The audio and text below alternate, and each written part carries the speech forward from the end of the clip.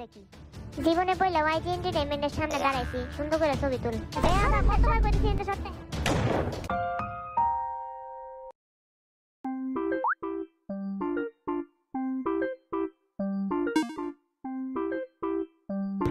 আজকে আমরা যাব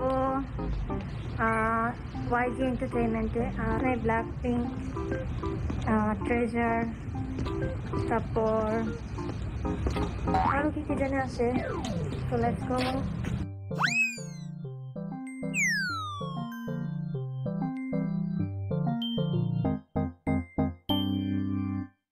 এই ব্লগটি হলো ওয়াইজি এন্টারটেইনমেন্টের একটি সুন্দর ব্লগ। আর এই ওয়াইজি এন্টারটেইনমেন্ট সম্পর্কে আমার একটুখানি কম ধারণা, কোন কোন আইডলস এখানে এই কোম্পানিতে, তাই আমার যদি কোনো ভুল ত্রুটি হয়ে থাকে তাহলে ক্ষমা করবেন।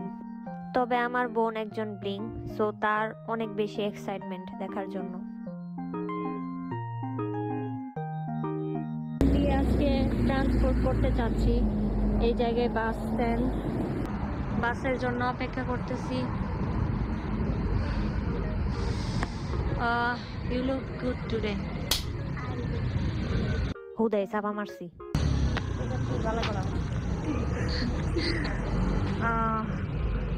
বাস খালি এই সাইড দিয়ে আসতেছে, এই সাইড দিয়ে যাচ্ছে। কেমন লাগতেছে তোর? অনেক সুন্দর, অনেক সুন্দর, মানুষগুলো সুন্দর, কোরিয়ান রোড সুন্দর, প্লেস সুন্দর, বাট একটা সমস্যা হচ্ছে এখানে প্রচুর ঠান্ডা, প্রচুর। মানে আমরা তো বাংলাদেশে এরকম ঠান্ডা, যারা আসবে অবশ্যই মোটা কাপড় নিয়ে আসবে এখান থেকে, না হলে এখান থেকে একটা কাপড় নিয়ে যাবে, প্রচুর ঠান্ডা। আদারওয়াইজ কোরিয়া অনেক সুন্দর, বাংলাদেশের মতো না, বাট কিছু কিছু এরিয়া বাংলাদেশের মতো মিল আছে, বাট অনেক সুন্দর। মানুষগুলো দেখলে মনে হয় যে সব কে ড্রামাতে যেমন দেখি না, অ্যাক্টর যেমন সেম, একদম ন্যাচারাল বিউটি, সবার অনেক লম্বা, আর ওদের আচার ব্যবহার অনেক ভালো কোরিয়ার মানুষের। অবশ্যই কোরিয়ার মানুষদের আচার আচরণ খুব বেশি ভালো, খুব আন্তরিক। তবে আমি মনে করি বাংলাদেশ হাজার হাজার গুণ বেশি আন্তরিক। এটা বলার আমার একমাত্র রিজন আমি বাংলাদেশি তাই বলে না, এটা বলার একটা মাত্র রিজন, যখন আমি কোরিয়াতে গিয়েছি আমি অনেকটাই পার্থক্য বুঝতে পেরেছি মানুষের মধ্যে। কারণ ওই দেশের মানুষরা অন্য দেশের মানুষের সাথে একটু ইন্ট্রোভার্ট আর একটু আনকমফোর্টেবল ফিল করে। আর সেই তুলনায় যদি বলা হয় বাংলাদেশে কোনো ফরেন ভিজিট করে, তাহলে দেখা যাবে ওই ফরেনের কাছে যদি কিছু জিজ্ঞেসও করে সবাই সব মিলে আসবে, তোমার সাথে কথা বলবে, তোমাকে ডিরেকশন দিবে। কিন্তু অন্য দেশ এরকম না। তো আমি ওয়াইজি এন্টারটেইনমেন্টে চলে আসলাম। বেশি একটা ঘর থেকে তো না, আমি আর বাস নেওয়ার চিন্তা ভাবনা করছিলাম। ওয়াইজি এন্টারটেইনমেন্ট, এখানে ব্ল্যাক পিঙ্ক, এখানে অনেক ব্ল্যাক পিঙ্কের ফ্যান দেখা যাবে, ব্লিঙ্ক, তারপর ট্রেজার, আর কি কি যেন আছে আমি আসলে জানি না। এখানে সব ইন্টারন্যাশনাল আর্মি, ব্লিঙ্ক, তারপর সবাই এখানে আসে ছবি তুলতে। ওয়াইজি এন্টারটেইনমেন্ট, ও মাই গড, আমি এটার সামনে আসছি। So today we are on YG Entertainment and এখানে ব্ল্যাকপিঙ্ক, ট্রেজার, আরো K-pop আইডলের স্টুডিও। আমি অনেক হ্যাপি যে আমি আজকে এখানে আসছি, এই জায়গায় দাঁড়াতে পারছি। I feel so let's go. আমি জানি না ভিতরে ঢুকতে দেয় কিনা, বাট আমি একটু দেখি আশপাশ। তো আমি ওয়াইজি এন্টারটেইনমেন্টের সামনে দাঁড়িয়ে ছবি তুলতে নিয়েছিলাম, ঠিক ওই টাইমে একটা সুন্দর হ্যান্ডসাম বডিগার্ড এসে বলে এখানটা সব, তারপর বেহায়ার মতো আবার ওই জায়গাতেই দাঁড়ায় ছবি তুলছি আমি। আমাকে ওয়াইজি এন্টারটেইনমেন্টের সাথে দাঁড়াছিলাম, তো সুন্দর একটা হ্যান্ডসাম ছেলে আমাকে বলে প্লিজ সাইড। ওই যে এখন ব্ল্যাক পিঙ্ক আসছে, আরে চলে গেছে, মানে ব্ল্যাক পিঙ্ক গান, ব্ল্যাক পিঙ্ক তো এদিকে আইবো না আমি জানি, তারপর ওদের গান। এই বডিগার্ডটা এত সুন্দর, আর বারবার ছবি তুলতে মন চেয়েছে।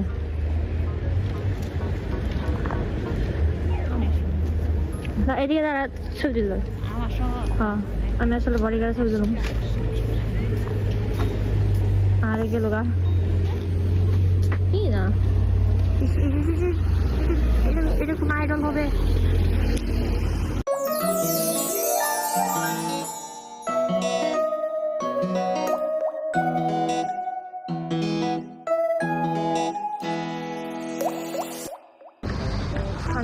ওয়াইজি এন্টারটেনমেন্টের সামনে হাঁটতেছি। লাইভে গেছিলাম। আমি ওয়াইজি এন্টারটেনমেন্টটা দেখাইতে পারবো না, কারণ ঢুকতে দেয় না, অনেক ঠান্ডা, হাত বরফ হয়ে গেছে। মনে কোনো আইডল আসলে না রে, এই জিনিসটা একটু যেতে দেয় না, হাত বরফ হয়ে গেছে। এখানে অনেক মানুষ আসে দেখার জন্য, একটু আশেপাশে দেখা, আমার মতো অনেক মানুষ আসছে এখানে এইটা দেখার জন্য। ক্যাফে এটা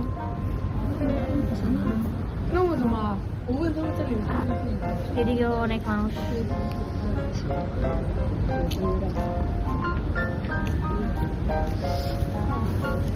আমার হাত ঠান্ডা ঠেলায় এনজয় করতে পারতেছি না।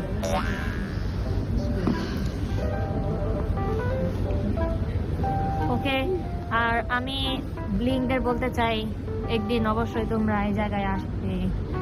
তোমাদের অনেক ড্রিম আমি জানি, আর আমি তো আর্মি, তো আমি জানি না এই ফিলিংটা কি, কারণ আমি হাইওয়ে গিয়ে দিন অজ্ঞান হয়ে পড়ে গেছি। পরে আরেকদিন ভিডিও করবো। আপাতত টাটা। আমার আশেপাশে যারা আছে ওরা সবাই মানে ফ্যান কে-পপ, আর এদিক দিয়ে লাম নিজে কে-পপের সাথে কাজ করতেছে। মন চাইছে আমি ইংলিশে বলে দিই, আমি তো নিজে কে-পপের সাথে কাজ করতেছি, আর যখন ফেমাস হবে তখন তোমরা এভাবে লাইন ধরবে। আমি লাকি, অবভিয়াসলি। একটু একটু সিনারি দেখতেছি, খালি একটু একটু। এখানে ক্রাউড হয়ে গেছে অলরেডি, সবাই এসে এখানে ছবি তুলতেছে। So I think I should go home now, কারণ আমি এখানে এসে আর পারতেছি না থাকতে ঠান্ডায়। বুঝলাম না কোরিয়াতে আজকে এত বাতাস কেন? আল্লাহ, ঠান্ডায় শেষ ভাই। এমনি বাতাস হয় না, আজকে বাতাস হইতেছে না। উফ, আমি ওয়াইজি এন্টারটেইনমেন্টের সামনে বরফ হয়ে যেতেছিলাম বাতাসে। আমি মনে করছি আজকে যেহেতু -ডিগ্রিতে নাই, তার মানে আজকে ঠান্ডা কম লাগবে, বাট এই ঘুরে ফেরায় বাতাসের কারণে ঠান্ডা আরো ডাবল বেড়ে গেছে। এখন বাসায় যেতেছি, তারপর বাসায় আবার যাই, পরে ডিসাইড করুন না কই বাইরে যায়।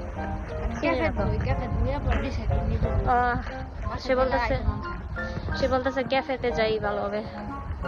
ওকে, আর আমি দেখছি যে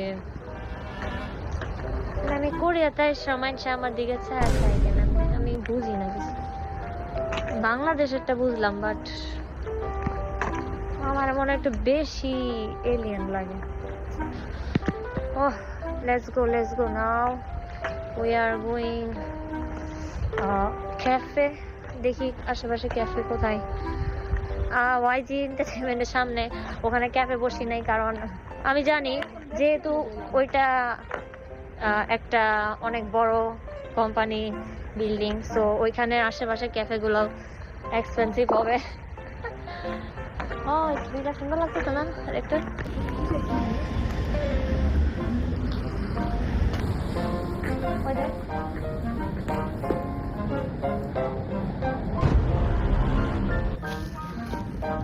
গাইস, একটা জিনিস দেখো, মদ আর মদ, অনলি মদ। এখন সন্ধ্যা হয়ে গেছে, ক্যাফে বুঝতেছি পাচ্ছি না, দেখাই বুঝতেছি না, মানে কত দাম কিচ্ছু বুঝতেছি না।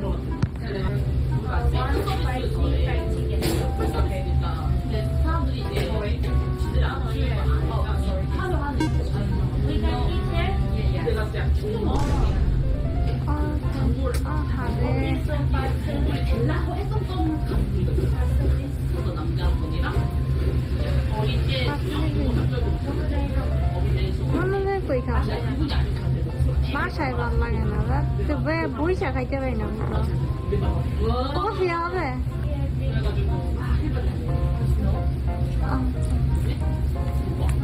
তাহলে কি করবি? চাই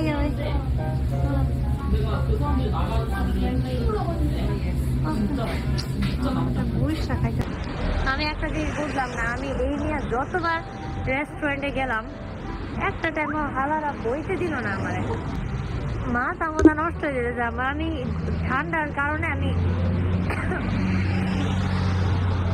ভিতরে কফি খাইতে বসছিলাম, বাট এখানে কয় no seat, you just take away, মানে পার্সেল নিতে পারবো বসে না। রেস্টুরেন্টে কেন মানে ভাই। আর আমি একটা জিনিস খেয়াল করলাম, কোরিয়াতে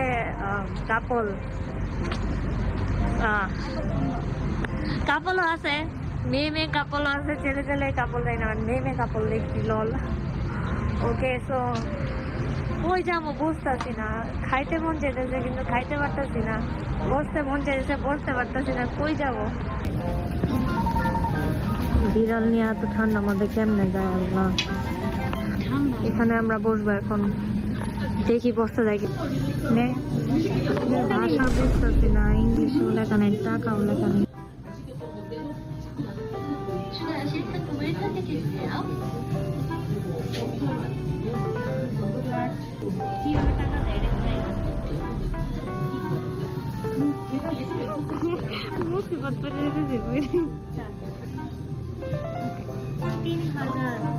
টাকা দিব 3000 কার্ড মনে হয়।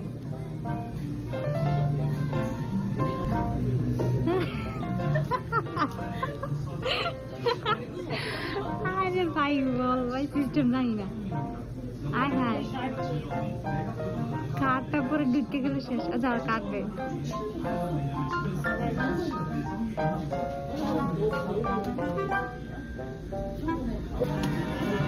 বার করে দিয়ে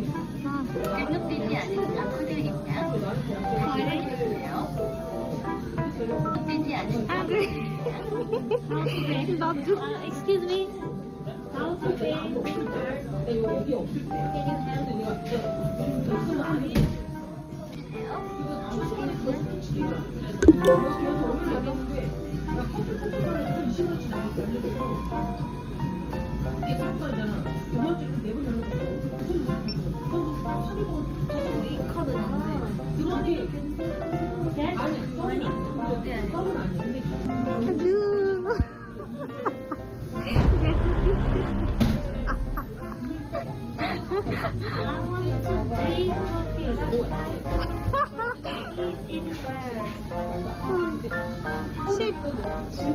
ভাই কত সিস্টেম।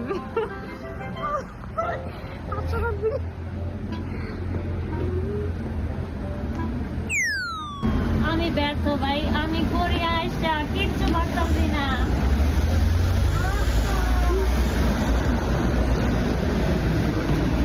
ভাই আমি এই নিয়ে 2টা রেস্টুরেন্ট আছে গেলাম, একটা তো কপাল হইতেছে না বোয়ার আল্লাহ। কি ভাই, এক তো কার্ড ঢুকে না, আবার কয়েক কার্ড ইউজ হইব না, মানে বাসের কার্ড। আমি বাসের কার্ড দিয়া রেস্টুরেন্টে খাইতে পড়ছিলাম, আল্লাহ রে আমি হেল্পলেস ভাই। কোরিয়াতে আইসা কি খামো দেখা ক্ষুধা লাগতেছে কিন্তু খাইতে পারতেছি না, টাকা আছে খাইতে পারতেছি না, বইতে পারতেছি না, মানে কই যাবো আল্লাহ। আমাদের কপালে কাপলও জোটে না, কফিও জুটে না।